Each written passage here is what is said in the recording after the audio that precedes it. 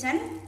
இன்றைக்கி நம்ம கிச்சனில் சூப்பரான மழைக்கு ஏற்ற மாதிரி மிளகு குழம்பு ரெடி பண்ணியிருக்கேன். இந்த குழம்பு ரெடி பண்ணி சாப்பிட்டா சளி இருமல் எதுவுமே இருக்காது. குழந்தைங்களுக்கு தாராளமாக இந்த குழம்பு கொடுக்கலாம். ரொம்ப காரமாகவும் இருக்காது. பார்க்குறதுக்கே எவ்வளோ அருமையாக இருக்குது பாருங்கள்.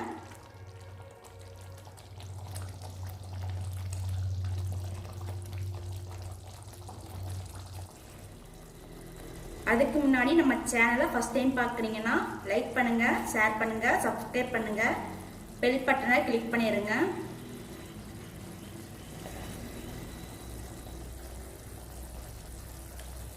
மிளகு குழம்புக்கு மிளகு 1.5 ஸ்பூன் எடுத்திருக்கேன். ஜீரகம் 3/4 ஸ்பூன். மிளகு 1 பங்கு போட்டால் ஜீரகம் 1/2 பங்கு போடுங்க. அதுதான் கரெக்டான அளவாக இருக்கும். கொஞ்சமாக வெந்தயம் போட்டுக்கோங்க. நல்லா வறுத்து எடுத்துக்கோங்க. மிளகு சீரகம் வறுக்கும் போதே கொஞ்சமாக கருவேப்பிலை போட்டு வறுத்துக்கோங்க. நல்லா வறுத்தெடுத்தாச்சு. வறுத்ததை நல்லா ஆற வச்சுட்டு அம்மியில் தான் நான் பொடி பண்ணிக்கிட போகிறேன். மிளகு குழம்பு ரெடி பண்ணுறதுக்கு அதே மண் பாத்திரத்தை எடுத்திருக்கேன். நல்லெண்ணெய் யூஸ் பண்ணுறேன். மிளகு குழம்புக்கு நல்லெண்ணெய் யூஸ் பண்ணுங்கள், டேஸ்ட்டு சூப்பராக இருக்கும். தாளிக்கிறதுக்கு மிளகு கொஞ்சம், ஜீரகம் கொஞ்சம், வெந்தயம் கொஞ்சம் போட்டிருக்கேன். ஒரு 5 பல் பூண்டை கட் பண்ணி வச்சுருக்கேன். மிளகு சீரகம் வெந்தயம் நம்ம வறுத்து பொடி பண்ணியிருக்கோம். இது தாளிக்கிறதுக்காக தான் போட்டிருக்கேன்.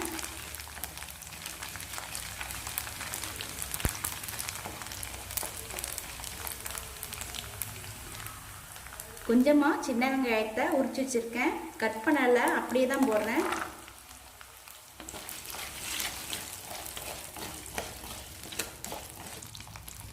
கொஞ்சமாக கருவேப்பிலை. வெங்காயம் நல்லா வதங்கிருச்சு. இப்போ 3 தக்காளியை ரொம்ப பொடி பொடியாக கட் பண்ணி வச்சுருக்கேன். தக்காளியை போட்டு நல்லா மிக்ஸ் பண்ணி விட்டுருங்க. தக்காளி நல்லா வேகட்டும். நீங்கள் தக்காளி பேஸ்ட்டு கூட சேர்த்துக்கிடலாம். நான் தக்காளி கட் பண்ணி தான் போட்டிருக்கேன். நல்லா தக்காளி வெந்து வரட்டும். தக்காளி வெங்காயம்லாம் நல்லா வதங்கியாச்சு. பாருங்கள், எண்ணெய் பிரிஞ்சு வந்துருச்சு. இப்போ குழம்புக்கு தேவையான அளவு மசாலா சேர்க்க போகிறேன். மசாலா நான் வீட்டு குழம்பு தூள் தான் சேர்க்குறேன். காரத்துக்கு தேவையான அளவு சேர்த்துக்கோங்க. உங்கள்கிட்ட வீட்டு குழம்பு தூள் இல்லாட்ட மல்லித்தூளும் மிளகாய்த்தூளும் சேர்த்துக்கோங்க. 3 ஸ்பூன் வீட்டு குழம்பு தூள் சேர்த்துருக்கேன். குழம்பு தூள் சேர்த்துட்டு எண்ணெயிலே நல்லா வதங்கட்டும். நல்லா வதக்கிட்டு ஒரு லெமன் சைஸ் புளியை கரைச்சி வச்சுருக்கேன்.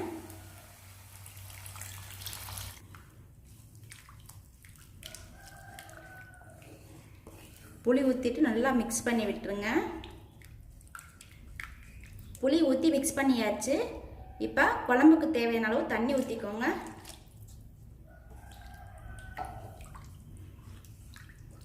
குழம்பு நல்லா சலசலன்னு கொதிக்கட்டும். வறுத்து வச்சிருக்கிற மிளகு சீரகத்தை அம்மியில் பொடி பண்ணிக்கிட போகிறேன்.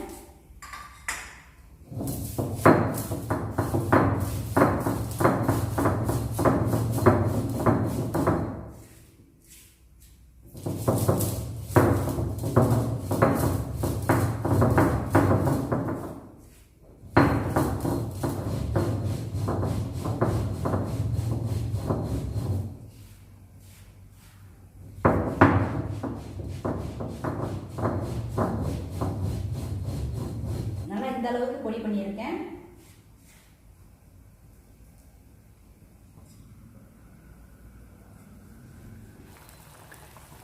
குழம்பு பாருங்க, நல்லா சலசலன்னு கொதிச்சு வருது.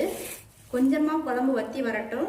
அதுக்கப்புறம் நம்ம ரெடி பண்ணி வச்சிருக்கிற மிளகு பொடி சேர்த்துக்கிடணும். குழம்பு கொஞ்சம் வத்தி வந்துருச்சு. இப்போ ரெடி பண்ணி வச்சிருக்கிற மிளகு பொடியை போட்டுக்கிடணும். காரம் ஜாஸ்தியாக இருக்குன்னா பாதி அளவு போடுங்க. நான் காரம் கரெக்டான அளவு தான் போட்டிருக்கேன். மிளகு பொடியை போட்ட உடனே குழம்போட கலர் பாருங்கள், சூப்பராக மாறிடுச்சு. குழம்பு வற்றி எண்ணெய் பிரிஞ்சு வரட்டும். மழை காலத்தில் இந்த மாதிரி குழம்பு ரெடி பண்ணி கொடுங்க. குழந்தைங்களுக்கும் பெரியவங்களுக்கும் சளி இருமல் இருந்துச்சுன்னா சரியாயிரும். வீட்டில் காய்கறி இல்லாத நேரத்தில் இந்த மாதிரி குழம்பு ரெடி பண்ணி சாப்பிட்லாம். டேஸ்ட்டு சூப்பராக இருக்கும். இந்த குழம்பு வந்து சப்பாத்திக்கு நல்லாயிருக்கும், இட்லி தோசைக்கு நல்லாயிருக்கும். சூப்பரான மிளகு குழம்பு ரெடி ஆயிடுச்சு. பாருங்கள், பார்க்குறதுக்கே எவ்வளோ அழகாக இருக்குன்னு.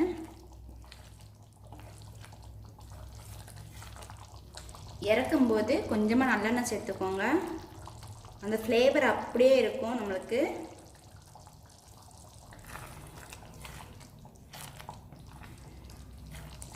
கொஞ்சமாக கருவேப்பிலை போட்டுக்கோங்க. மிளகு குழம்புக்கு